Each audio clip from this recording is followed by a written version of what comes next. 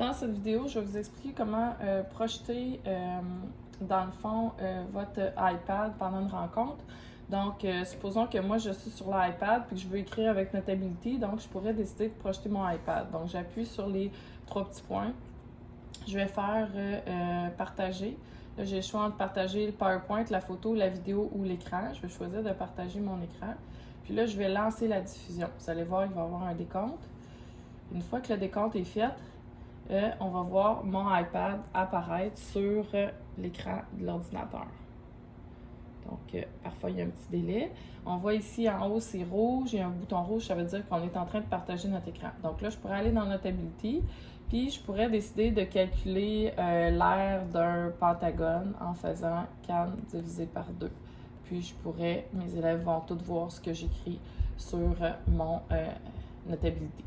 Donc ça, c'est une première façon de faire. Si je veux arrêter le partage de mon écran, je peux appuyer ici « Arrêter » ou sinon, j'aurais pu retourner dans Teams. Donc, on voit que là, le partage de mon écran est terminé. La deuxième façon de faire, que moi, je préfère parce que j'aime mieux utiliser mon ordinateur, je trouve que plus d'espace, puis je trouve que ça me permet de voir davantage le clavardage quand je suis avec mes élèves. Donc, je vais me débrancher de mon iPad parce que j'ai pas besoin d'être branché dans la réunion avec mon iPad. C'était juste un exemple.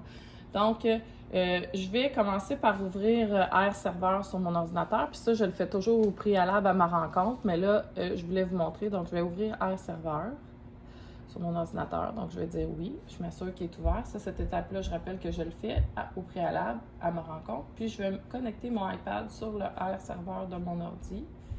Donc, vous voyez Nathalie. Je vais me connecter ici. Puis, ensuite, on va voir mon iPad sur la fenêtre qui est ici. Donc là, si moi, je peux très bien aussi redimensionner mon écran. Donc, si je veux voir le clavardage avec mes élèves, moi, je m'arrange pour avoir un écran un petit peu plus petit. Donc, je peux venir placer mon écran où c'est que ça me chante.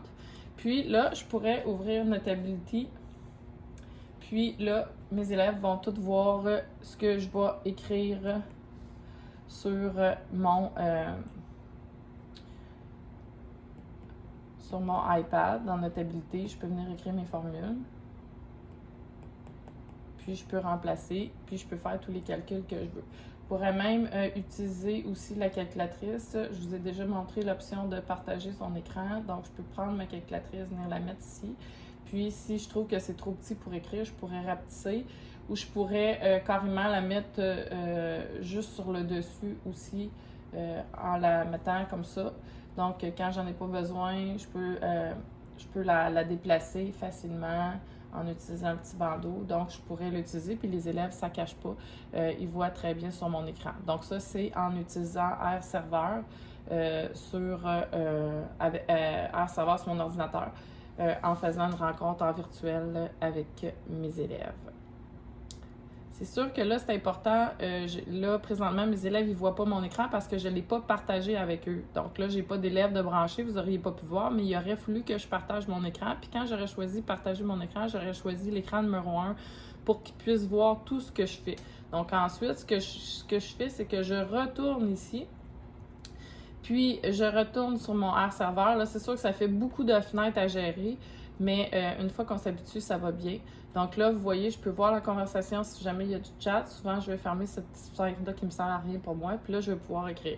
Parce que là, la première fois que je l'ai fait, je ne partageais pas mon écran. Donc, si j'avais un élève qui était branché, il ne voyait pas mon écran. Donc, c'est sûr que c'est de s'assurer avec ses élèves, est-ce que vous voyez mon écran. Donc, j'espère que cette petite astuce va vous aider.